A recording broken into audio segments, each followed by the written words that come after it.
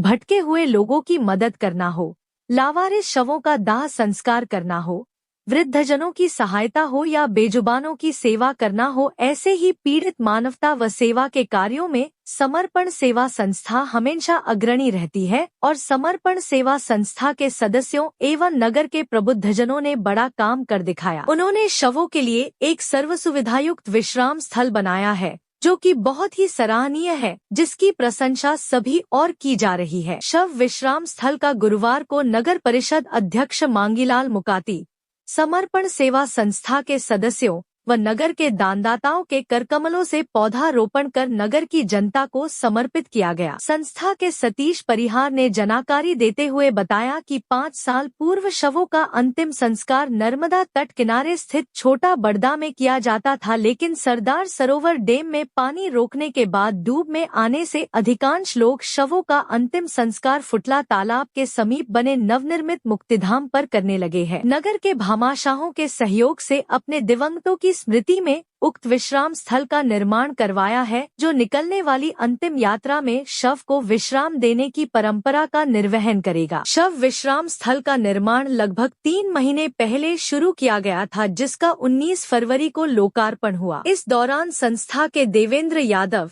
राजू प्रजापत, विजय मेहरा, गिरीश चौहान, पार्षद कार्तिकेय चौहान, टीकम मंडलोई व अन्य उपस्थित रहे। JTV न्यूज के लिए अंजड़ से विमल शर्मा की रिपोर्ट।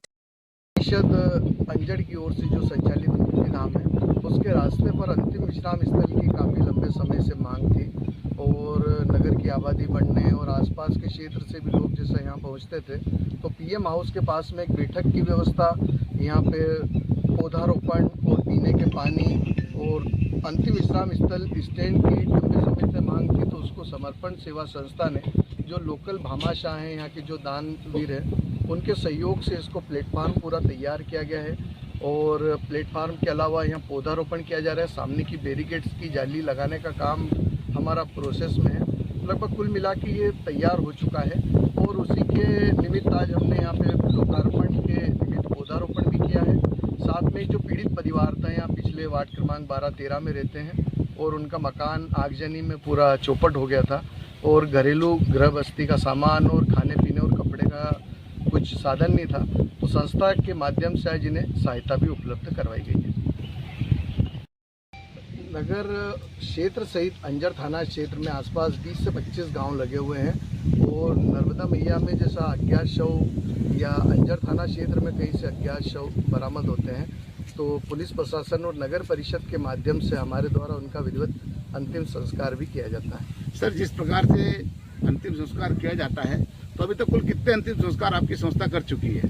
संस्था के माध्यम से हमने अभी तक 35 अज्ञात शवों का अंतिम संस्कार किया है, जिसमें से 2 भ्रूण भी शामिल हैं जो अंजड़ थाना क्षेत्र में मिले थे।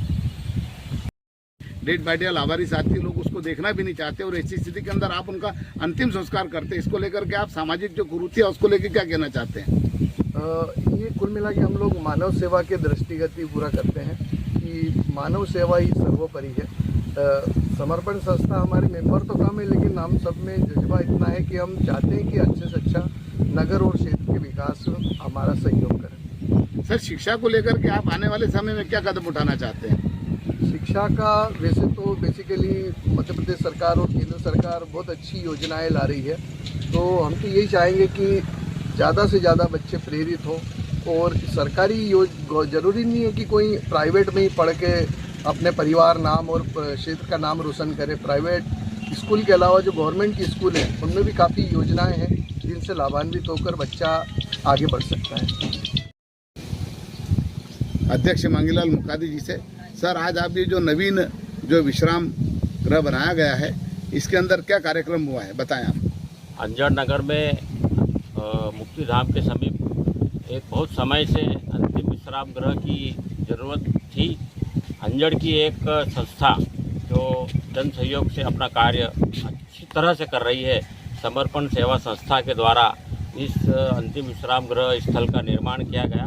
उसके अंतर्गत आज सभी रहवासियों ने, नगरवासियों ने और समर्पण सेवा के प्रमुख श्री सतीश जी परिहार के नेतृत्व में आज पौधारोपण किया गया और यह अनुकरणीय पहल अंजड़ नगर में काफ़ी लंबे समय से ज़रूरत जिनकी थी, और जन सहयोग से ये संस्था नगर हित में अन्य कार्य भी कर रही है। इसी के अंतर्गत पिछले दिनों वार्ड क्रमांक 12 में एक अत्यंत गरीब परिवार में आगजनी की घटना हुई थी, जिनमें परिवार का सारा सामान और उनका झोपड़ा जलकर राख हो चुका था।